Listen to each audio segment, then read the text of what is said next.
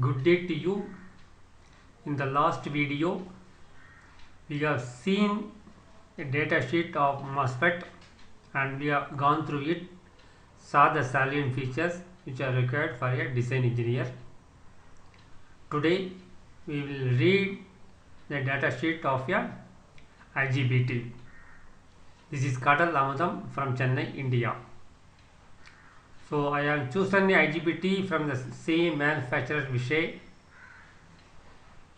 This is INTAP pack half bridge trench IGBT 200 amperes.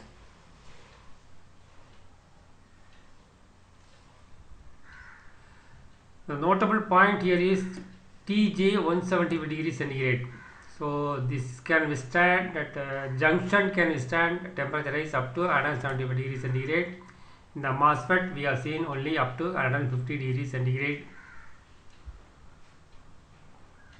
And then we will see primary characteristics. V collector emitter is 650 volts. In MOSFET this is called V drain source voltage. Only the name changes, otherwise it is the same parameter.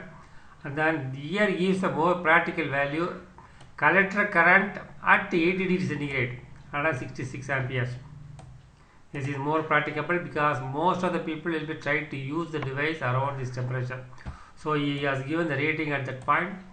And then this is another important parameter. V collector emitter on is 1.9 volt.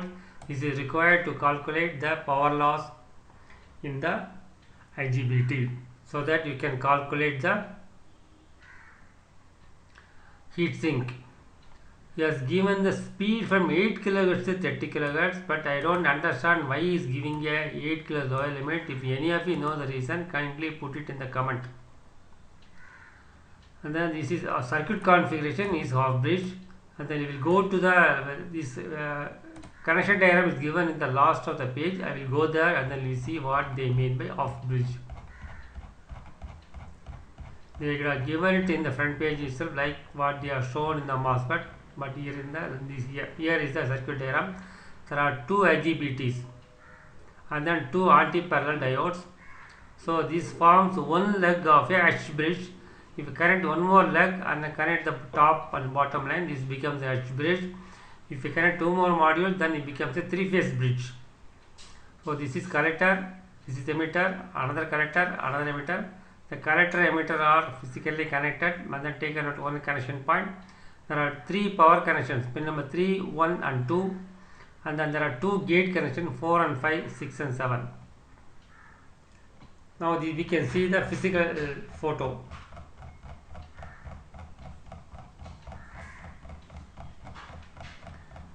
Physical photo, these are three terminals. Only this is collector, this is collector emitter junction, this is emitter. These two are gate points for connections. And then we will go through the absolute maximum ratings. Collector emitter voltage is 650 volts. And then in the last video I gave one wrong information. I would like to correct this same. This has a positive temperature coefficient of VCE on, V collector emitter on. In the last video I said that V drain source voltage will come down with respect to temperature. Actually it will go up. The V collector emitter can withstand more voltage as the temperature increases.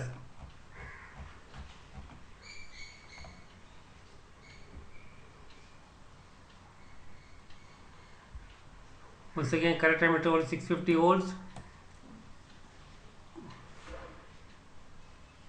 Collector emitter voltage when it is on, it is 2.12 volt maximum.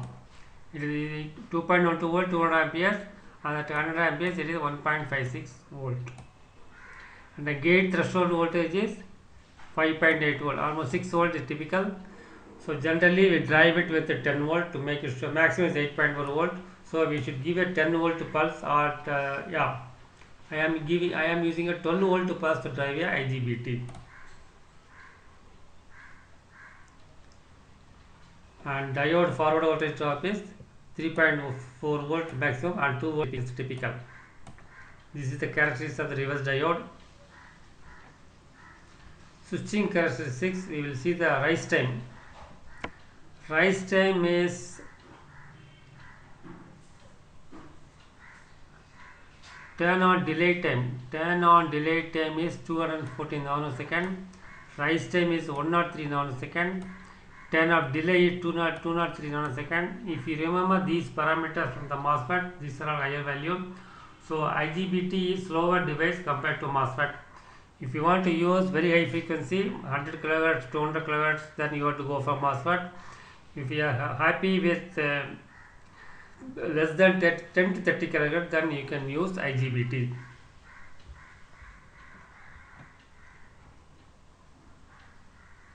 And then giving the reverse recovery current of the diode, it is 73 nanosecond at 13 amperes. Reverse recovery current peak is 30 amperes. Then we will give a thermal specification. These modules are fully isolated, that is all electrically connecting points are not connected electrically to the case. So series of modules can be mounted on a single heatsink. Junction to case per leg for IGBT is 0.25, for diode is 0.52 degrees centigrade per watt. I think you have to calculate twice heatsink estimation for IGBT alone, and then do it for diode again, and then combine both and arrive a single heatsink. Then we will see some of the important graphs. The continuous collector current varies allowable case temperature, and the allowable case temperature. Okay, this is a notable point. Here he is not mentioning about the junction temperature, he is talking about case temperature. So junction temperature may be slightly higher than this one. At 180 degrees centigrade you can draw only 0 current. At 80 degrees centigrade you can draw 140 amperes.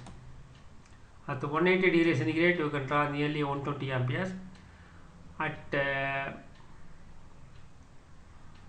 80 degrees you can draw 160 amperes. Okay, I am giving a wrong radio. If you want to draw 160 amperes, you have to operate at 80 degrees centigrade. If you want to draw 200 amperes, you have to operate at 40 degrees centigrade. If you want to draw only 40 amperes, you can go up to 160 degrees. So this gives you various, if your average current is low, then you can go for a smaller heatsink, allowing to go larger temperature.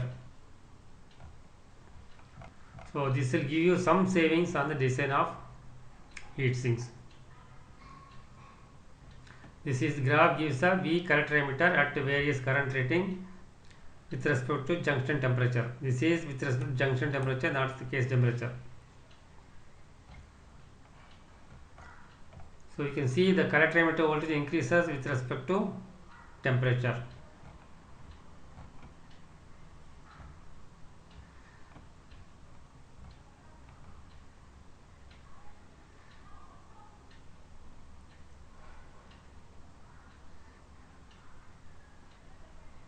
This is the safe operating area curve which we have seen with respect to MOSFET.